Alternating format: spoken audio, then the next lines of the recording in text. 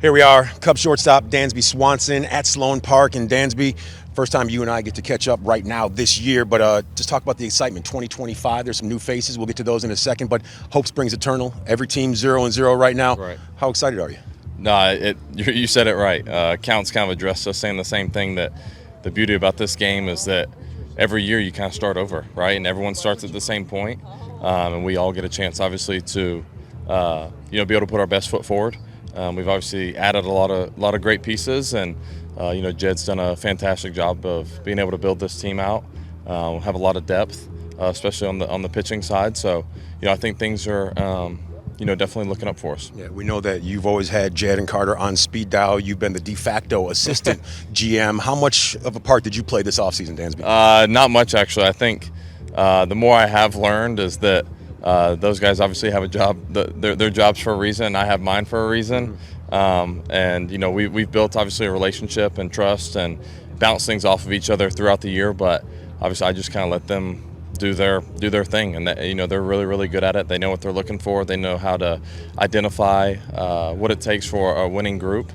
So I've just been more hands off and give them my 2 cents whenever they ask. So they're really good at bringing some new faces in. We saw Kyle Tucker, Matt Boyd, Eli Morgan, all these guys looking to put their fingerprints on the team. How much does that kick up your excitement level at seeing them down there? Yeah, I mean, anytime that you're able to add, obviously a guy like Tuck, just a stabilizer for an offense, and then just with the pitching depth, whether it's Press or, like you said, Eli and Boyd and some of these guys that they brought in that have been there and done it at a high level, and kind of know what it takes in order to get through a full season and to be productive is huge. I don't think that we take that enough into consideration, guys that have been able to do it at a high level for a long time.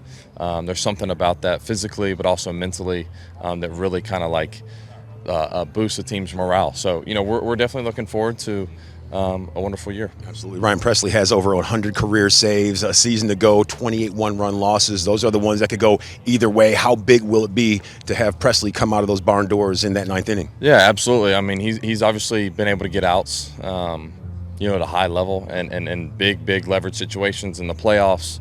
He's obviously in a winning team in Houston for so many years, so he understands what it takes. And I know that he's hungry and ready to be able to come out and show that he's got plenty left in the tank. So I'm excited to have him, shutting it down for us. Absolutely. How about you? Hungry and ready, 2 Gold Gloves. So what did you need to do this offseason to earn your third one? What was the offseason program like, Dansby? Get healthy. I mean, that was really the biggest thing, just, being banged up for the last probably year and a half or so, being able to get back healthy again and to be able to put my best foot forward. And took a lot of time just to do some mental work, and every offseason is a little bit different, and this one was obviously different with surgery and everything, but I'm just looking forward to continue to build on a good offseason. Yeah, the physical game and the mental game, we know they go hand in hand. How big was it for you to get that mental game back to make sure everything was on the up and up physically?